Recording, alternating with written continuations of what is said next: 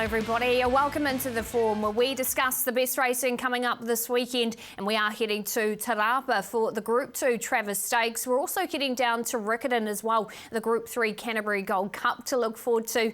A little bit of a different team. We do welcome in Greg to talk about all of the action at Riccarton and of course the other races, and Bevan and Leith as usual. And this is what's coming up on the agenda. The Te Rapa preview, yes, we'll be talking about the Group 2 Travis Stakes and the Cambridge Breeders. Our Riccarton preview with the Canterbury Gold Cup, with the Warset Stakes, just to name a few. The racetrackers. Then we're checking out Awapuni back there on Friday for the Anzac Mile. The Kiwis in Australia, well, Crochetti is taking them on in the Quokka. And we also look forward to our Vencedor in Hong Kong and our best bets to round out the show.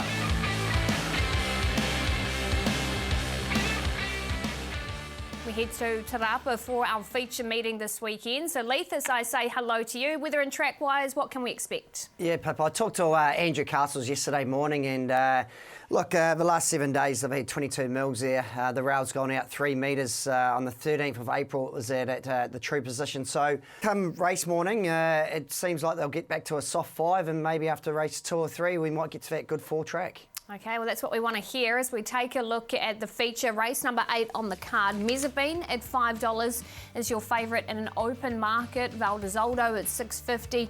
Our Jumalas at $8 along with Town Crier, Nigella Lane. And Electron has been the mover in this market. $9.50 at opening, actually got as short as 7s, now just pushing back out to $8.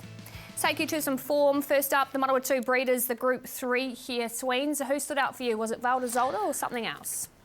Well, the problem is they walked for the entire race and sprinted 600 metres, so I'm not really sure what I take out of this particular race, apart from the fact that Nigella Lane was tragically unlucky, and behind them, our Jumala didn't quicken up as well as I thought. I'm a big fan of Kenchi. I think this horse needs better track conditions than 2,000 metres. I don't know about you, Leith, but it was a race that was really a non-event for mine. It was a really good ride by Lily Sullivan. She's suspended this weekend. Billy Pinn gets them out on Valdezoldo. Like you said, Nigella Lane, look, if she just needed a little bit of luck somewhere from the sort of 200 metre mark, and quite clearly she probably would have won the race. Magnifique, a quality performer. Let's go back and have a look at it, running second last time. Very good run. Town Crier in front, finishes third in this. Magnifique charge to the line. Plenty to like about it. Kavish Chowdhury rides for Peter Diddham. Hitting the line here, Leith, in such good style that if it brings this form to the Travis, it will be very competitive too. Peter Diddham during the weekend, look, he was going to take Magnifique to Christchurch, then the track sort of come up that heavy 10, so she's hit the line late there. I thought the run of Town Crier was really good. She's going to be probably leading from barrier 11. She might have to do a little bit of work early, but between the two of them, I think, yeah, Magnifique, she's found a little bit of form, and she should really, the Te Rapa track should suit her as well. Problem is, you've got one that's rock solid and will hold form in Town Crier, and Magnifique, who can be very, very much hit and miss. She has all the ability. Town Crier has all the toughness. I'm with you. I'd probably prefer Town Crier because Magnifique, especially where we're racing on Saturday, will have to race against a general pattern there, but she does have the ability. She's just not rock solid in her mannerisms and form at the present moment, but very talented. Town Crier going great guns. This is a good ride. Mezzabine. Just looked on the website, I think Lily's out for a month just due to suspensions, but she got this one right on the mark with Mezzabine. She sort of hunted, took a trail lead, waited for the rail to open up. It opened up, she went through nicely. Nereus coming out wide, nice horse as well. So, you know, they went to Australia with this mare. They made the distinct decision that she wasn't quite up to it, brought her home, back in form. Going really well, inside gate, there's a lot of positives, Mezzabine. Yeah, like you said, Lily Sullivan, she was on fire that day at Wellington. She rode sort of Slipper Island the same, saved all the ground on the inside. Look, George Rook's taking his first ride on Mezzabine, but from barrier 1, she should just sit just behind the speed. Mezzabine's got all the form on the board, came through a Metropolitan New Zealand Cup win as well, deserves to be favourite for this, but I spoke to Alan Sharrock yesterday about Islington Lass. He thinks he might have her back since her last run. She's had a trialled really nicely, handles all conditions, and don't forget, beat Sharp and Smart at this venue back in September, so Islington Lass for me. Yeah, it's good. Alan Sharrock, him and Emma are going to the Kentucky Derby in 10 days' time as well. So, look, she'll be hard to beat. I'm going to go Nigella Lane. Look, she's got a bit of a tricky gate 14, but it does seem like a race where there's going to be plenty of tempo and she just gets that ounce of luck. I think the $8 and $2.80 are great each way bet. I'm going to go with Ken Sheep. Really like this horse. I think it's a cup winner in its future. I think it needs better track conditions than it got at Wanganui, better tempo in the race. Talked to Fraser Rett. He thinks that this horse has improved links since its most recent performance. What I would say, fields have stacked up massively into this weekend, of course, with Friday at Awapuni, Saturday, and a great meeting on Sunday. So great to see the strength of the fields hanging in there at the present moment. It certainly is. You're right about that. Big fields, not only up here, but of course down south as well. And we'll talk about that meeting shortly. As we move on now to race number 6 on the card, the Group 3 Cambridge Breeders. Here's a look at the market where Poetic Champion is the favourite, resuming for Tony Pike at $4.20, from Ardalio at $5, and then Celestial Wonder also at that quote. Let's take you back to one of the key lead-in races. Celestial Wonder here, very good second. Whiskey and Roses makes up ground into third, but a really nice performance from a nice filly Sweens. Yeah, and this is probably the speed influencer in the race. It will go forward. Poetic Champion is also going to push from draw 1 outside of Celestial Wonder, so they should come across together, and that really sort of sets this race up overall. I thought this was a really good, tough effort here, Leith. I think there's a little bit of mental attitude to come, but toughed it out against a decent horse down on the inside, and any sort of progressions put this horse right in the mix. Yeah, from barrier 6, she's got divisor blinkers on this Saturday as well. Craig Grill's sticks. She looks probably the natural leader of either Poetic Champion from barrier 7, either he sits outside the lead or does a little bit more work and crosses her. But thought the run of Whiskey and Roses was pretty good in the race as well. Like, he hit the line late, and if there's a bit of rain round, look, it's good to see him back in his better form than he was last year. Deep race, isn't it? Velocious, we know what she did at 2, winning the Sistema, obviously winning the Karaka Million as well. This was a very impressive first up win. Great to see her back in something like her best form. Wirrami Pin takes the ride, nice gate, lethal. You always were hopeful that she'd be able to bring her best 2-year-old form back to the races, and the way she let down here, certainly from here to the winning post, it looked like the real Velocious. Yeah, exactly, Greg. And look, that was against the older horses as well. And we all know, it's documented, that she's had the little bit of a wind-up. It was good to see her back from barrier 3. She should be after just positive sort of 3 pairs back, maybe just off them. If they go that touch too hard, she definitely will be hitting the line late. Yeah, I'm just going to watch on Velocious. We know her ability, and she can win the race, no doubt about it. In fact, she has the X factor to take it out by a margin. But I'll just sit and watch off what was a decently big effort, fresh up this preparation. Look, Hanky Alpha is on the ballot. That sort of suggests to me how strong this particular race is, and we're going quite a way back here in this particular race to the 25th, and I think Dahlia was great this day and has continued on in some decent form without a lot of luck. Got caught 3 wide in the Open in its most recent performance and does have great form lines. The horse I followed out of this race was Archaic Smile, who should have won last start at Trentham, was really good at New Plymouth, and I think draws a beautiful sit position behind those first 2 in the running in Poetic Champion and Celestial Wonder. Leith, this is a great form race, and the fact that Hanky Alpha can't make the race suggests how good this race is. Yeah, every year it comes up a great race for these 3-year-olds, and like you said, Archaic Smile, she's got a liking. She's a lot better left-handed than she is right-handed as well. It's going to be a tough old week for Ryan Elliott, coming off a suspension and riding 55 kilos. But like, she's going well, and like you said, her last start at Wellington, she was very unlucky. Extremely deep race. I'll go with Velocious. I'm hopeful that she is back to something like her best, and as she brings her A game, I think she can bomb them late. Yeah, I'm off Poetic Champion. His fresh up record, he's won 3 from 3. He's had a nice hit out at the trials last week. From barrier 7, it gives Matt sort of options. Does he lead or sit outside leader? But I know the Tiny Pike stable are really happy how he's going. Oh, I thought this was a great to go, so I'm going to stick with the ship. I was with Anzac Mile at Trentham. I think the draw suits again. The horse is going super, just returning to some of that form we saw as a much younger horse. It's at a great price, but we might not have talked about the winner in that race, Pip, because it's a pretty even go, and it's a nice 3-year-old event at this time of the year. It really is. Not surprised that you guys are all split in the Group 3 Cambridge Breeders. Make sure you catch the action and all the build-up on Saturday, on Big Saturday from 11:30 a.m.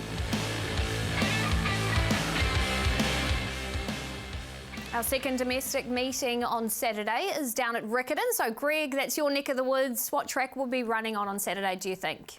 Oh, we've had a lot of rain, Pip, about 50 mils over the weekend and then another 10 sort of Monday evening. So we'll come up with a heavy track, although the weather between now and then is sunny and drying. So I'm hopeful it won't be that sort of holding track, which is a challenge quite often at Riccarton, and the rail's out a wee way as well. But, gee, we've got some cracking races. I really do, and we'll start with the feature, race number 8 on the program, the Coca-Cola Canterbury Gold Cup. Over the 2,000 metres, where Harlech is your favourite at $2.70, from Dazzling Miss at $5.50, Epi Beale at that $6.50 quote, and Mayor of Norwood, the only other runner at $9.50 in single figures. Let's take you back to Dazzling Miss here. Very nice run in the TAB Southern Alps Challenge, Greg, beating home the likes of Airsback and Epi Beale. Yeah, she's a really good mare, Dazzling Miss. She actually deserves to get one of these races, 120k for the Coca-Cola Canterbury Cup this year. So she'll get her chance. Leah Hemi takes the ride. Big performance, obviously, from Third Decree, stormed home. Matt Scott was wider out. So it was a really deep race, but Dazzling Miss on this form deserves to be amongst the favourites, as does Harlech, who has been such a brilliant performer over his whole career. But yeah, Dazzling Miss, she might even challenge Harlech for favouritism, I believe, Leith, in this race. Yeah, exactly, especially if that track gets back to that sort of soft area. She does go better when it's just not so heavy. Obviously, I think I've read somewhere that she's having her last race as well this week. I find this an intriguing race, and I hate seeing that Mascot replay back, myself personally. Dazzling Miss has won 4 on the synthetic. That was a great performance there. I think goes up in weight, and you've got Harlech, who I couldn't trust. Could not trust him. He's going 1,200 metres to 2,000 metres. Pam's playing games to try and keep his mind in it, because he can just go, not today. But he is well capable of winning a race like this. There's no doubt about that. Riviera Rebel, this is 2 starts ago at the 18, went back to 12, back up to 2,000 metres. So there's some interesting movements in this race just based on that. I've been a fan of Master Marco. And does hold a decent sort of wet track record end here, so probably comes into the mix here, Lee. Yeah, look, I reckon his Harlech's run was full of merit. He had 61 kilos. He's actually never really gone a bad race at Riccarton, and he loves the place, so I've actually got Harlech on top. Obviously, weight for age, he's a proven performer. I thought he's probably a little bit short at $2.70, but I think he's going to get a nice run from the barrier as well. I'm going to go with Epi Beale, of course. She won the Thoroughbred Breeders 2 starts back. She won at stakes level at this carnival a year ago as well. Should get track conditions to suit. Didn't get all favours last time, and the track just wasn't quite right. I think it'll be bang on for her, and with Ashvin going to Sami, I think Epi Beale can make it another stakes victory. I found this a real trick race, and I think Greg might be right on the mark here. I'm going to go with Dazzling Miss just to be a little bit different, albeit the market has indicated that Dazzling Miss is right in this. I think the gate might be a key by that time of the day. If we don't get a lot of improvement in that track condition, I think she can run close to speed as you saw in that last up performance, and I'd give her a decent sort of each way chance. So with Dazzling Miss, Pit. Okay, that's what the guys are liking in the Canterbury Gold Cup. As we now move on to the listed feature here, this is the New Zealand Bloodstock Warstep Stakes for the fillies over the 2,000 metres. Dream of the Moon at $3.50, your favourite, from Loose Sally at $3.70, and then Canelo on that third line of betting at $6. They all come out of the NZB Air Freight Stakes. We'll take you back to this race. Boy, there's a lot of runners to have a look at here, but Greg, no more unlucky than Loose Sally. Yeah, where do you start? It was very unlucky. Loose Sally's the horse you've got to follow in the white cap in the middle there. Dream of the Moon dominated them. Outstanding performance, and stepping up to the mile, there was a question mark, being by all too hard, Leith, but up to 2,000 metres. In saying that, the way she hit the line, you only need to look back, though, and have a look at that white cap of Loose Sally. Very unlucky for Runvish Muniundi. Monday. I think the 2,000 metres right up its alley. And have a look at the last 50 metres here. It was the one savaging the line, exactly what you want to see leading into a war step. Yeah, it certainly was a really good George Rook Road on Dream of the Moon.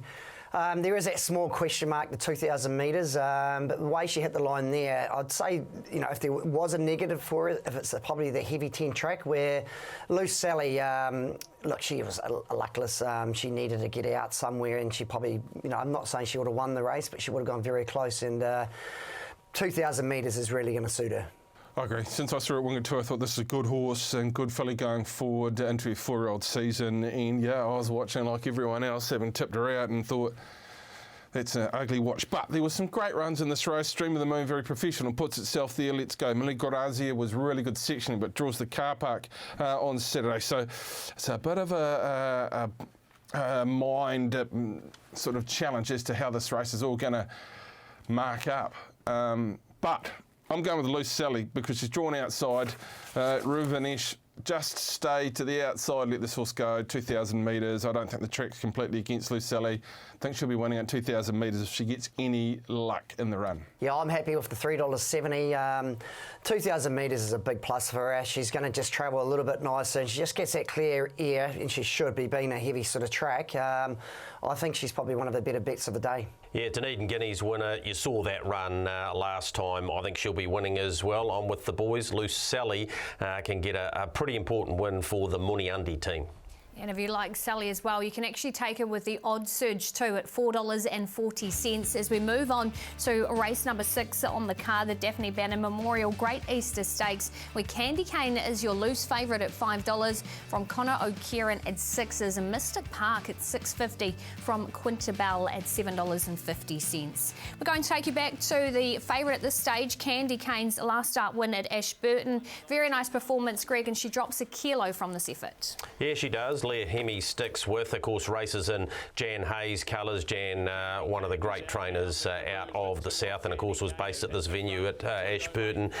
Decent sort of a barrier draw. No reason to think that she won't continue to race right up to her optimum, and on this performance, Leith, she can go pretty close again. Yeah, and she likes a sort of heavy sort of track as well. She hasn't actually gone a bad race since she shifted from the Glen Old stable at Matamata. So, look, she gets in nicely at the weights, 53 kilos. Like you said, Greg, barrier 4 is a big plus for her as well. She just posi just some behind the speed. My gut feel tells me there's a bit of a difference in ability between Candy Cane and Mystic Park, but does the weight just swing that towards Candy Cane? I'm not 100% sure, but what I do know is Mystic Park has been looking for the 1,400 metres for a while, because just took forever to wind up on this occasion, just got lost as they sort of quickened up. The Radiant one is a good performance. Of course, Tiki is just absolutely flying at the present moment, and one of the horses in the South Island this season for mine, just absolutely flying.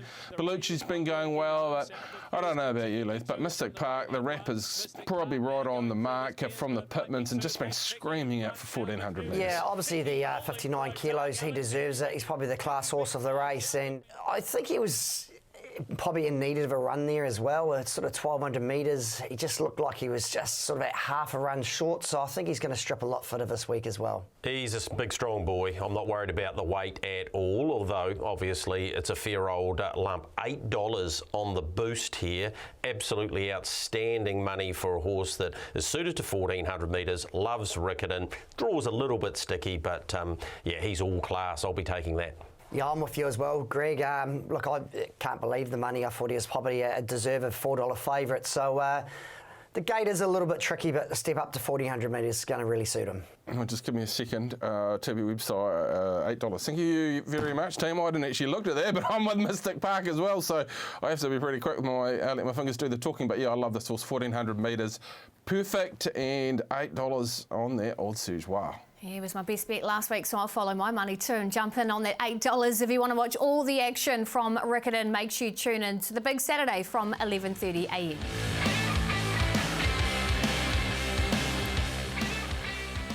Time time for our race trackers, and as always, we start with you, Lee. So who are you liking this week? I'm going to take to Waverley last week, Pip. Engine of War, lovely big 2-year-old. Andrew Forsman's got a race next Saturday at Rapa, a 2-year-old and up maiden 1400 metre race, and just watch this horse pass the winning post. He's just getting into gear. He's going to be a really nice staying horse next season, and I think he'll be going very close to winning next week at Rapa. I don't think we'll be tipping 2 out of the Waverley meeting because it turned pretty messy late, but I agree with you there, Leith. And this horse, I think, will be put aside after this performance. I thought was really good in black type prior to this over ground, and Michael McNabb just steered Jones Joker through the inside, and it was a decent sort of margin with not a lot of effort being asked. It'll be a real improver into next season, Jones Joker. Yeah, Penvo's lad for me sat wide in this race, and I spoke to Anna Furlong, and she said, look, the track probably won't be wet enough for him.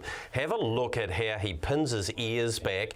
He's in race 9 at Riccarton, but he clearly likes a wetter track. He finished second in the Champagne Stakes as a 2-year-old, had a long time off the scene, a lot to like about him. He's certainly one to follow. And I'm going for a long range race tracker. This little filly, well written by Written Tycoon for Stephen Marsh. She's had 2 trials for 2 wins. Her first at Ellerslie was really impressive, by far the quickest 2-year-old heat of the day. I did speak to Stephen after that. He said to give her one more trial and then she may step out this preparation, otherwise we'll see her as a 3-year-old. But again, she wasn't pushed hard to the line there at Cambridge the other day.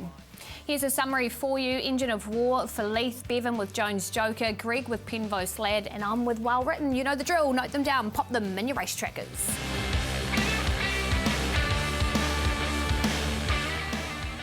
We look forward to being finally back at Awapuni on Friday for the Anzac Mile. So Bevan, as we head to you, weather and track, what will they get for their first meeting? First and foremost, I suppose, Pip, it's just wonderful to be back at Awapuni, and it will take a lot of pressure off other spots around the central districts. We have no sort of weather in the forecast. Soft 5 rails out 6 metres. Therefore, we are held at a 12-horse limit for this particular meeting. Look, it'll be interesting to be there because every indication I've had is it sounds different to any other track in the country, that it is very, very firm sounding, and there has been a bit of a kickback, but I think that is just a function of the track settling in, and it won't be at its best at day 1 on Friday, but it will just get better and better as we go along, Pip. Okay, well, let's take a look at the feature. Race number 6 on the program, the listed Manawatu ITM Anzac Mile, and our favourite Kawhiwhi at $4.40 from Cannon Hill at 5's, Bedtime Story at $6, and Kanchi at $7.50. So again, pretty open market here as we take you back to He's a Doozy, who has been a mover as well. 13's into $12, winning at Whanganui. Blinkers came off Sweens, and it was fantastic to see him back in winning form. Yeah, I think he realised that I'd got off him for once. And he thought, well, I'll do the right thing and win. Look, he's class, isn't he? And he just hasn't been the same horse this preparation. Look, there's a slight gear change, but I did listen on the radio this day on the way to the races, and Lisa said, I think I've got him right, and I'm not sure what happened, but he turned up, the real horse turned up, and he was great. Chase is good, Kawhiwhi okay here, Leith, but when the real He's a Doozy turns up with a bit of cut in the track, you're in a bit of trouble. Yeah, it's certainly he won a really good positive ride by Kelly. She sticks with him this week. He only had 57 kilos. He jumps up to about 59 kilos this week. Just 40, probably maybe looking for a bit more cut in the track, though. Cannon Hill's an interesting runner coming into the second up, which holds a very good record, and Matt Cartwright does the riding. Look, from the gate, you'd think it's going back, and it'll be interesting, Leith, if they run on a lot at Awapuni on Saturday, or if they're on speed dominated. But he put up a really determined effort here at the 1400 metres, steps up to the 1600, which again is of slight interest. But look, he's been a pretty progressive horse since we saw him in the Spring Carnival. Yeah, he certainly is. Look, he ran the best 600, 400 and 200 metres, and that's fresh up run. So he should improve out of the run. It's just like you said, it's going to be interesting if they can really make ground on that track. Obviously, being only 12 runners, shouldn't get too far off them, but just want to sort of make sure that they can sort of make a bit of ground on that new track at Palmerston North. I'm going to go one we haven't mentioned, and that is Bedtime Story. I think the form behind Dr. Ascar is clearly stacking up wherever you look, and it's just a wonderful story, the Dr. Ascar story. This just was in behind Legato at Matamata. I thought it was a really good effort that day. Its last 200 metres of the 1400 metres at Trentham suggested that it will stretch out to 1600 1,500 metres, which has been a question in my mind. Gate's okay, weight's right, George Rook. I think there's a lot of positives around Bedtime Story for me. Yeah, there is. Obviously, like you said, mile at Palmerston North. It's going to be a lot easier than it used to be, especially with a better surface. Look, I'm off Cannon Hill. I like what I saw at Te Rapa. Look, you're getting nice each way money. He's going to need a good ride by Matt, but if they can make a bit of ground, I think he'll be going very close on Friday. Okay, that's what everybody is liking in the Anzac Mile. Do not miss the first meeting back at Awapuni. The feature gets underway trackside 1 at 3:53.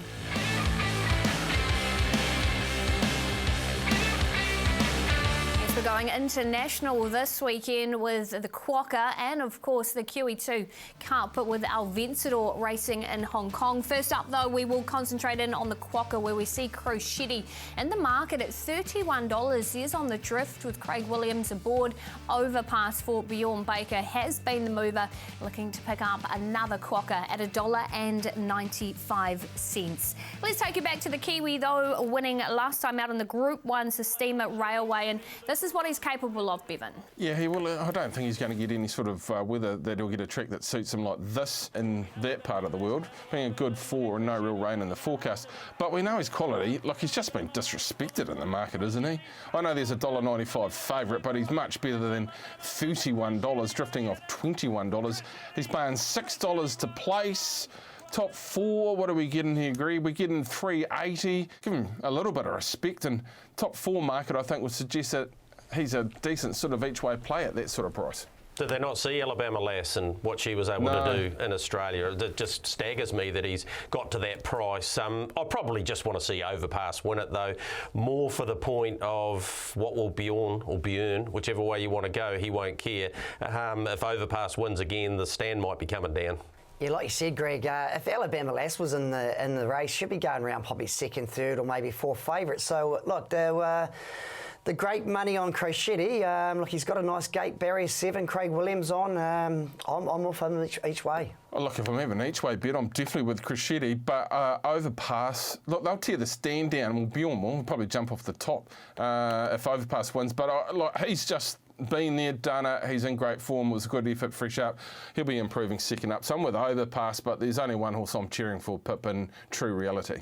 Yeah, absolutely. Go Crochetti, and good luck to everybody involved with him. As we now move on to Hong Kong. Yes, the Kiwi2 Cup here, where we do see Al Vencedor for Stephen Marsh. Currently, we're waiting, of course, no market out as of yet. Let's take you back to him. Well, firstly, one of his wins, the Bone Crusher New Zealand Stakes at Group 1 level over the 2,000 metres. He was just in sensational form, Bevan, before heading across here. Oh, he was dominating. You've got to love the big boy. He just keeps on improving through a preparation. Can he win? Probably not.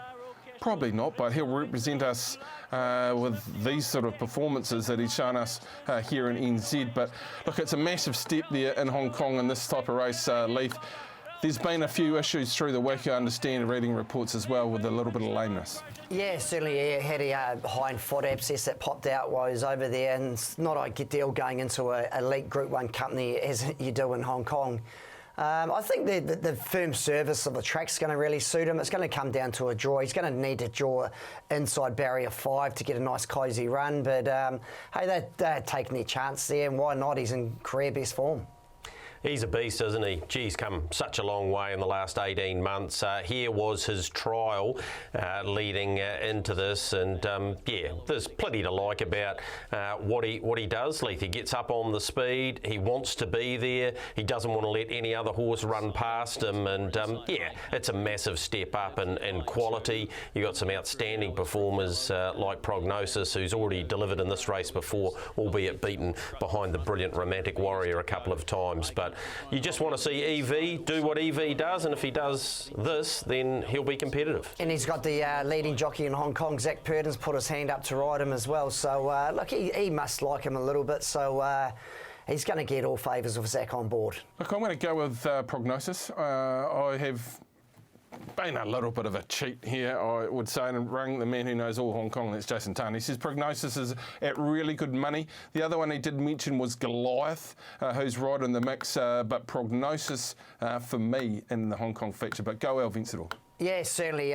Once those Japanese raiders turn up for this race, once they get over that 2,000 metres, they're awfully hard to beat. I'm off Liberty Island. Look, the sire, Deraminte, is actually out of a horse I won on called Morven Sacred, the dam of the sire. So there's, a little bit to like out of the horse. I think the Japanese will be probably running 1 and 2. Yeah, I'll go with prognosis. All of the international form suggests we'll be more than competitive, and if it brings his best form here, it'll be going close to winning. Okay, that's what the guys think will win the race. But yes, go EV. Make sure you're tuning in Saturday, 7:45 p.m. for the Quokka, and Hong Kong will get underway after the Sunday session, so make sure you tune in.